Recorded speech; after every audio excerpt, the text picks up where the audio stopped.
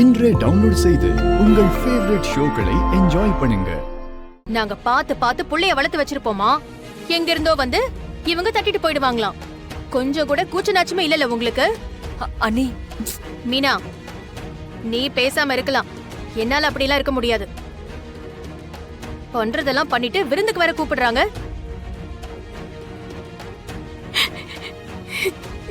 ஏய், என்னடி அழுவுற? இப்படி அழுது தானே குடும்பத்தையே ஏமாத்தி வச்சிருக்கீங்க. போங்கடி வெளியே. என்ன பாக்குறீங்க? ஒழுங்கு மரியாதையா வெளியில போயிடுங்க, இல்லனா கழுத்து பிடிச்சு தள்ளுவேன். போங்க. என்ன என்ன சம்பந்தம் இது? இங்க பாருங்க, வயிற்றுல கொட்டிக்காதீங்க. போங்கன்னு சொல்றல. ஒரு தடவை சொன்னா உங்களுக்கு புரியாதா? அண்ணி, போங்க இங்க இருந்து. வெளியே வெளியே போங்க. போங்க. போங்கன்னு சொல்றல.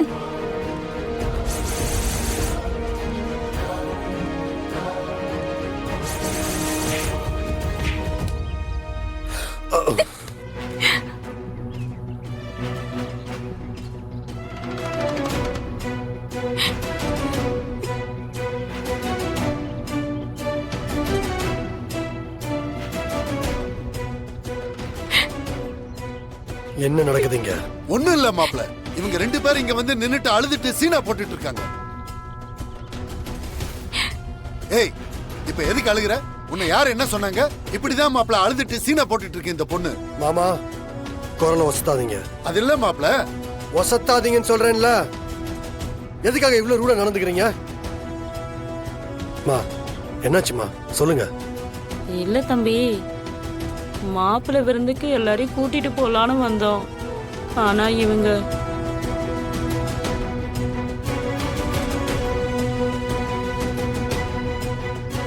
நீங்க சொல்லுங்கம்மா.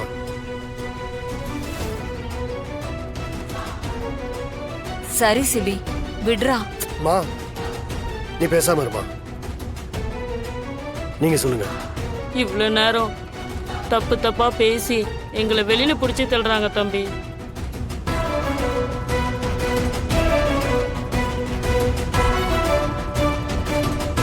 அம்மா, அத்தை, மாமா, உங்க எல்லாருக்கும் ஒண்ணு சொல்லிக்கிறேன்.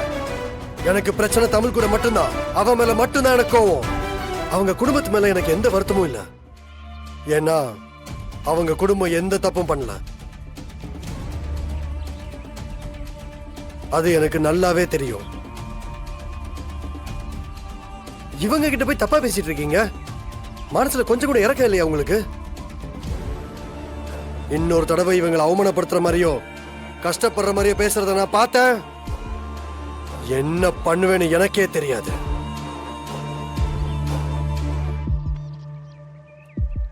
ஆண்டி, தேன், நான் விருந்துக்காரன். சரிங்க தம்பி. நீங்க எல்லாருமே விருந்துக்கு வரணும். வாங்க.